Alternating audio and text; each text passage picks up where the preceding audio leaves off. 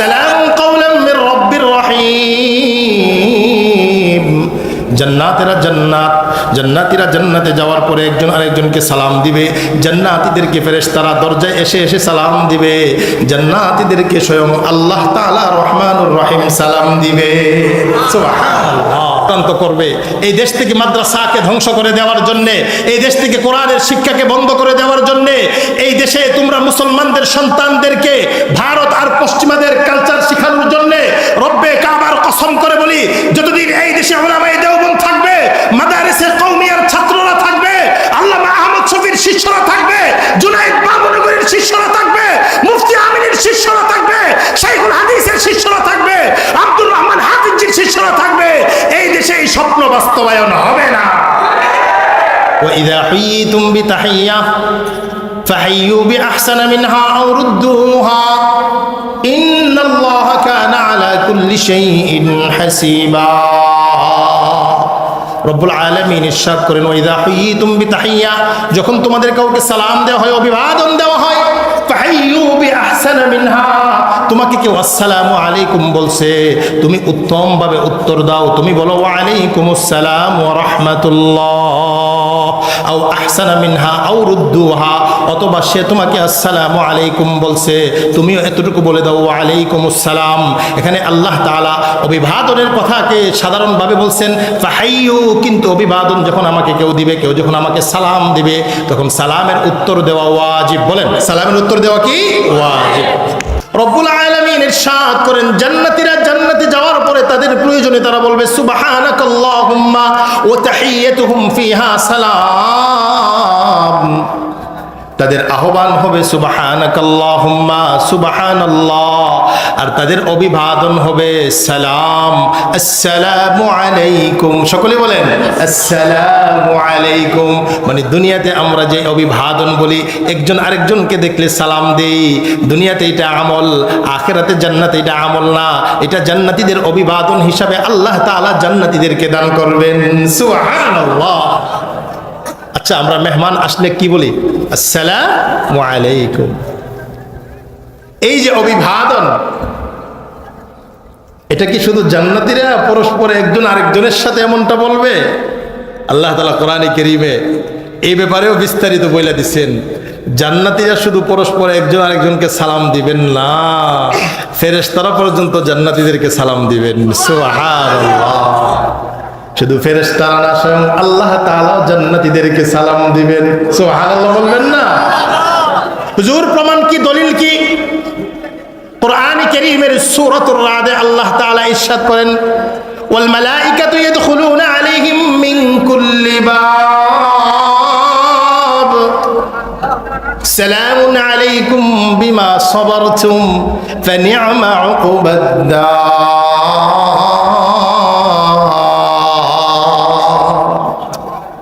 রব্বুল আলামিন ইরশাদ করেন, জান্নাতীরা জান্নাতে যাবে, জান্নাতীদের প্রত্যেকের দরজায় গিয়ে ওয়াল মালাইকাতু ইয়াদখুলুনা আলাইহিম মিন কুল্লি বাব, ফেরেশতারা প্রত্যেকে জান্নাতীদের প্রত্যেকের দরজায় গিয়ে আওয়াজ করবে, প্রবেশ করবে আর বলবে আসসালামু আলাইকুম। সুবহানাল্লাহ। ওয়াল মালাইকাতু ইয়াদখুলুনা আলাইহিম মিন কুল্লি বাব সালামুন আলাইকুম বিমা সাবারতুম। তোমরা দুনিয়াতে ইবাদতের মাধ্যমে অনেক হারাম কাজকে পরিহার করে তোমরা সবর করেছো, অনেক হারাম কাজকে পরিহার করার মাধ্যমে তোমরা সবর করেছো। বিমা সাবারতুম, তোমরা ধৈর্য ধারণ করেছো দুনিয়াতে, এই জন্য তোমাদের জন্য সালাম, তোমাদের উপরে রহমত বর্ষিত হোক। সুবহানাল্লাহ। ফানি'মা উকুবাদ, কতই না উত্তম পরিণাম জান্নাতের এই ঘর। সুবহানাল্লাহ বলেন না? এই তো হলো ফেরেশতাদের সালাম। অন্য আয়াতে আল্লাহ তাআলা বলেন, তাহিয়াতুহুম ইয়াওমা ইয়ালকাউনাহু সালাম ওয়া আ'আদ্দা লাহুম আজরান কারীমা। আল্লাহ তাআলা বলেন, ওই দিন তারা জান্নাতীরা যখন আমাদের সাথে আমার সাক্ষাৎ হবে তাদের সাথে, তখন তাদের অভিবাদন হবে সালাম। সুবহানাল্লাহ। আল্লাহ তাআলা সালাম দিবেন, সকলেই সূরা ইয়াসিন যারা পড়েন সকলেই পড়েন, সালামুন কাওলাম মির রাব্বির রহিম। আল্লাহু আকবার বলেন, সালামুন কাওলাম মির রাব্বির রহিম। জান্নাতীরা জান্নাতে যাওয়ার পরে একজন আরেকজনকে সালাম দিবে। জান্নাতীদেরকে ফেরেশতারা দরজায় এসে এসে সালাম দিবে। জান্নাতীদেরকে স্বয়ং আল্লাহ তাআলা রহমানুর রহিম সালাম দিবে। সুবহানাল্লাহ। সম্মানিত উপস্থিতি, সালাম, যে সালাম আমরা জান্নাতে গিয়ে দিব, এই সালামের অনেক ফজিলত। নবীজি সাল্লাল্লাহু আলাইহি ওয়াসাল্লাম ইরশাদ করেন, আমি কি তোমাদেরকে এমন একটা আমলের কথা বলে দেব, যখন তোমরা এই আমলটা করবা পরস্পরে ভালোবাসা আর হৃদ্যতা আর মহব্বত সৃষ্টি হয়ে যাবে। সুবহানাল্লাহ। আফশুস সালাম বাইনাকুম, তোমরা পরস্পরে একজন আরেকজনকে সালাম দাও। সুবহানাল্লাহ। কোরআনে কারীমে আল্লাহ তাআলা বলছেন, ওয়া ইযা হুয়িতুম বিতাহিয়্যা ফাহাইয়ু বিআহসানা মিনহা আও রুদ্দুহা ইন্নাল্লাহা কানা আলা কুল্লি শাইইন হাসিবা।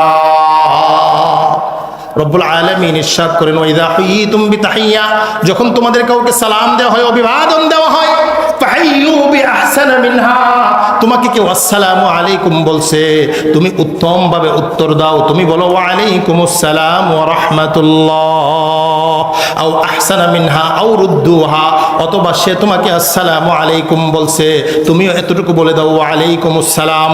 এখানে আল্লাহ তাআলা অভিবাদনের কথাকে সাধারণভাবে বলছেন ফাহাইয়ু, কিন্তু অভিবাদন যখন আমাকে কেউ দিবে, কেউ যখন আমাকে সালাম দিবে, তখন সালামের উত্তর দেওয়া ওয়াজিব। বলেন, সালামের উত্তর দেওয়া কি ওয়াজিব? অনেকগুলো মাসআলা এসে যাবে এখানে। এই যে আমি আসছি, আপনাদের জন্য সালাম দেওয়া নাকি আমার জন্য সালাম দেওয়া? আমার জন্য। কম মানুষ বেশি মানুষকে সালাম দিবে, যারা বসে আছে তাদেরকে দাঁড়ানো মানুষ সালাম দিবে। সালামের ব্যাপারে যদি মাসআলা আলোচনা করে অনেক লম্বা সময় চলে যাবে। আমি এখানে একটা সূক্ষ্ম কথা আপনাদেরকে বলবো।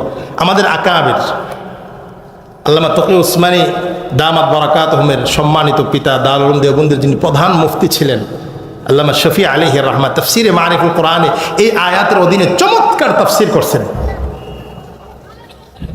উনি বলেন সালামের মধ্যে 5টা জিনিস আছে। বলেন কয়টা জিনিস? 5টা। আমার যে এনে কতটুকু আছে আমি না অনেক আগে মোতালা করছিলাম, বলে দিই আপনাদেরকে। কেউ যখন আসসালামু আলাইকুম ওয়া রাহমাতুল্লাহ বলল, শফি আলাইহির রহমা ব্যাখ্যা করেন, প্রথম নাম্বার, একজন আরেকজনকে সালাম দিল, মানে বান্দা উভয়জন আল্লাহ তাআলার নাম আসসালাম স্মরণ করলো। সুবহানাল্লাহ। আসসালাম, এটা আল্লাহর নাম, কি নাম না বলেন? ওয়াল্লাহুল্লাযী লা ইলাহা ইল্লা হু আল মালিকুল কুদ্দুসুস সালাম। আল্লাহু আকবার। আসসালাম, যিনি পরিপূর্ণ নিরাপত্তা দানকারী। সুবহানাল্লাহ বলেন। শফি আলাইহির রহমা বলেন আসসালামু আলাইকুম বলল মানে যে সালাম দিল, সে আল্লাহ তাআলার নাম আসসালামকে, জিকিরকে স্মরণ করিয়ে দিল। সুবহানাল্লাহ বলেন। কেউ সালাম দিল মানে সালাম দেওয়ার সাথে সাথে দুইজন যেমন ভাবে আল্লাহ তাআলার নাম আসসালামকে স্মরণ করলো, পাশাপাশি 2 নাম্বার কাজ, সে আরেকজনকে আল্লাহর নাম স্মরণ করার জন্য স্মরণ করিয়ে দিল। সুবহানাল্লাহ। আমি আপনাকে সালাম দিলাম, আমি আল্লাহর নাম নিলাম, সাথে সাথে আপনাকেও স্মরণ করাই দিলাম, আপনিও ওয়া আলাইকুমুস সালাম বলে আল্লাহর নাম নিলেন। সুবহানাল্লাহ।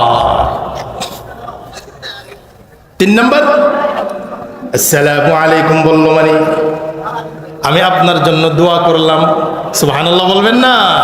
আল্লাহ মানে সালামের মধ্যে 3 নাম্বার জিনিস হলো দোয়া। বলেন কি ভাই? দোয়া। 3 নাম্বার হলো দোয়া, মানে আমি সালাম দিলাম মানে আমি আল্লাহ তাআলার কাছে আপনার জন্য নিরাপত্তার দোয়া করলাম। সুবহানাল্লাহ। 4 নাম্বার, আমি সালাম দিলাম মানে আমি যেন নিজে আপনাকে বলে দিতেছি, ভাই আসসালামু আলাইকুম বললাম মানে তুমি আমার কাছ থেকে নিরাপদ। সুবহানাল্লাহ বলেন। 5 নাম্বার হলো, 5 নাম্বার আমার যেখানে আসতেছে না, গালেবান এটা হবে যে 5 নাম্বার হলো যে পরস্পরে একজন আরেকজনকে দোয়া করে দিলাম। আমি যেমন সালাম দিয়ে আপনাকে দোয়া করলাম, আপনি ওয়া আলাইকুমুস সালাম বলে আমাকে দোয়া করে দিলেন। সুবহানাল্লাহ। এই যে দেখেন এক সালামের আমল, উনি এই আলোচনাটা করার পরে সারমর্ম লেখেন যে এক সালামের প্রতি যদি আমাদের ভালো করে আমরা লক্ষ্য করি তাহলে এই সালামই আমাদের সমাজের শান্তির জন্য যথেষ্ট। সুবহানাল্লাহ।